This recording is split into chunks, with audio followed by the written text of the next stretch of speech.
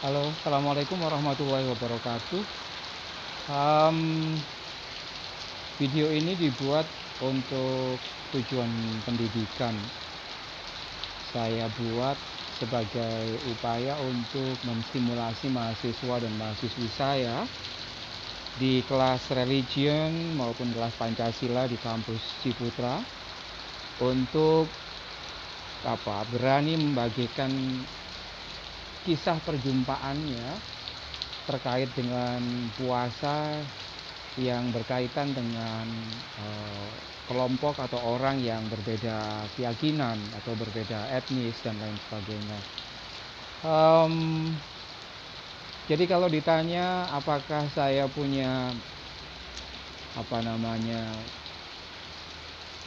memori-memori atau kemudian punya cerita-cerita yang menggelikan, cerita yang menyedihkan, cerita menyenangkan terkait dengan puasa dan relasinya dengan orang yang berbeda keyakinan, berbeda agama dengan saya nggak tahu. Tapi begini, dulu waktu saya masih kecil, saya hidup di sebuah desa namanya Desa Kauman di Kecamatan Mojoagung, Jombang. Itu satu-satunya desa di wilayah metropolitan ya, di jantung Kecamatan Mojoagung yang 100% penduduknya adalah Islam. Meskipun tetangga desa kiri kanannya itu sudah bercampur. Ini agak unik desa, untuk tidak menyebutkan menyedihkan ya. Jadi desa di situ yang boleh hidup di desa di situ adalah orang-orang yang Jawa, kebanyakan Jawa, Madura, Islam, NU.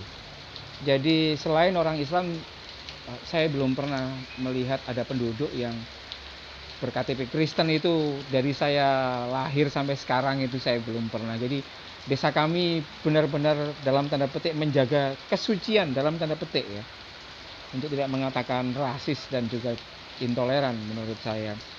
Jadi saya masih ingat ketika setiap kali sehabis sahur, misalkan waktu itu saya SMI ya, Madrasah Bidayah. Jadi setelah sahur begitu sambil menunggu sholat subuh atau setelah sholat subuh, kemudian kami jalan-jalan di jalan protokol. Ya, Desa Kauman itu pinggir jalan besar, terus di pinggir seberang kiri jalan itu karena daerah metropolis itu banyak toko-toko Tionghoa. Jadi kami biasanya dari Masjid Arido jalan-jalan begitu kan subuh gitu, toko-toko milik teman-teman Tionghoa masih tutup, kemudian kami selalu iseng menggedor-gedor gitu kan, woi woi woi woi Cino Cino gitu, menggedor-gedor, membuat keributan. Kalau ada belnya maka belnya kemudian kami ganggu. Yang penting ada semangat untuk melakukan bullying. Waktu itu saya melakukannya dengan sangat bangga, tetapi belakangan saya benar-benar menyesal melakukan hal-hal yang seperti itu gitu kan. Artinya ada semangat untuk memprovokasi orang-orang Tionghoa yang ada di situ gitu kan. Saya merasa bahwa identitas keislaman dan kejawaan saya itu semakin bersinar dengan cara-cara yang memalukan seperti itu. Saya mohon maaf atas praktek atau masa lalu saya yang mungkin tidak berkenan kepada teman-teman Tionghoa di sekitar kawasan jantung kota Mojoagung itu. Memalukan. Gila, terus apa lagi ya? Uh, Mungkin kisah begini. Saya dulu pernah bekerja di sebuah lembaga swadaya masyarakat, namanya Lakpesdam NU. Ya, Lakpesdam NU itu pasti tahu, itu miliknya orang NU. Sekitar tahun 2010 sampai tahun 2014, kami bekerja sama. Kami punya program human right, melakukan advokasi kepada orang-orang miskin kota, petani gitu, dan disupport oleh salah satu yayasan Kristen yang ada di Jerman waktu itu. Seperti itu.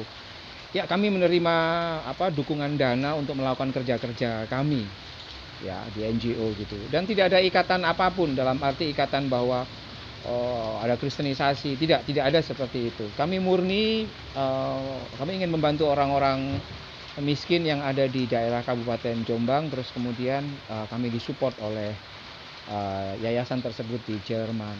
Seperti itu. Kami tentu saja bekerja selama kira-kira 4 tahun waktu itu, 2010 dan 2014. Ya, saya tidak pernah tanya dari mana mereka mengumpulkan uang itu. Belakangan saya tanya bahwa salah satu sumber pendanaan dari yayasan tersebut, jadi dana yang diberikan ke kami itu adalah sumbangan dari orang-orang Kristen dari tabungan yang dikumpulkan oleh mereka ketika mereka melakukan puasa atau puasa pantang. Jadi itu saya baru ngerti. Jadi kalau puasa pantang itu orang Kristen itu menyisihkan sebagian yang mereka makan, lalu dikumpulkan tiap hari, dan ketika berkumpul itu didonasikan ke yayasan tersebut, dan oleh yayasan tersebut menjadi salah satu sumber untuk mendonasi kerja-kerja kami, lembaga swadaya masyarakat milik NU itu, untuk bekerja untuk membantu orang Islam. Jadi lembaga kami itu disupport dari sumbangan dari puasa pantang orang Kristen itu sendiri. Saya ingin mengatakan bahwa saya kaget itu kan. Saya kaget. Artinya saya baru tahu bahwa di dalam tradisi kekristenan waktu itu ya, saya waktu itu berpikir bahwa orang Kristen itu juga menyisihkan sebagian dana karena mereka pantang puasa, dan kemudian dana itu disisihkan dan kemudian didonasikan kepada yayasan dan didistribusikan, digunakan untuk kerja-kerja hak asasi manusia tanpa melihat latar belakang agama dan lain sebagainya. Saya benar-benar belajar banyak dari itu ya, bahwa kalau boleh dikatakan saya jadi malu bahwa selama ini kemudian kami tidak diperbolehkan untuk mendonasikan uang yang itu berkaitan dengan orang yang berbeda agama dengan kami. Tapi di dalam tradisi puasa mereka ternyata mereka bisa melakukan lebih banyak ketimbang saya. Saya jadi terpacu untuk itu. Lalu apalagi? Oh iya, ini jadi terkait dengan puasa ya. Saya kira-kira 2 atau 3 tahun yang lalu menjadi sangat sedih. Ada salah satu gereja, kalau nggak salah GKJ Manahan, Gereja Kristen Jawa Manahan. Gereja Manahan itu terkenal kalau Ramadan itu menjual nasi yang layak untuk dikonsumsi dengan harga yang sangat murah. Sebenarnya bisa digratiskan, tapi karena menggratiskan itu juga tidak mendidik warga, maka siapapun bisa mendapatkan nasi yang cukup 4 sehat 5 sempurna itu dengan harga yang sangat murah. Kalau nggak salah dengan uang 500 perak atau 1000 itu setiap orang bisa mendapatkan nasi itu sebagai buka seperti itu. Tetapi praktek yang sudah berlangsung bertahun-tahun kemudian karena menguatnya mungkin gejala intoleransi di sekitar gereja, kemudian ada sekelompok kelompok orang Islam yang kemudian merasa mungkin merasa terhina kali ya. Saya tidak tahu gitu kan.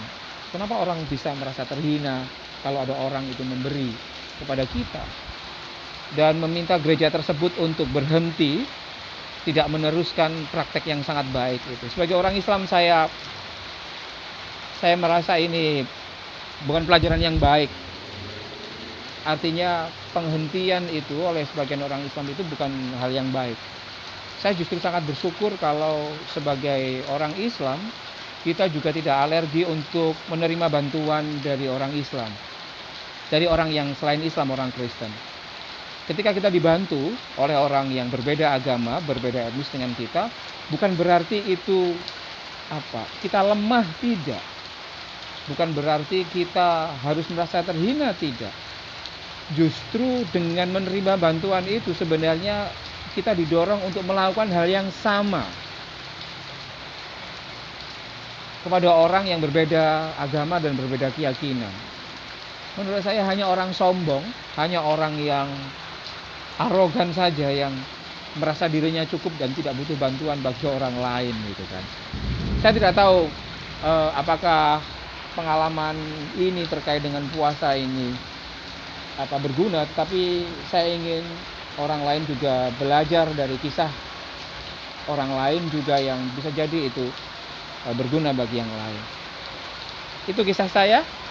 Bagaimana dengan kisahmu menyangkut puasa dan hubungannya dengan orang yang berbeda agama, berbeda ras, atau mungkin berbeda gender dan berbeda identitas yang lain? Terima kasih. Dadah.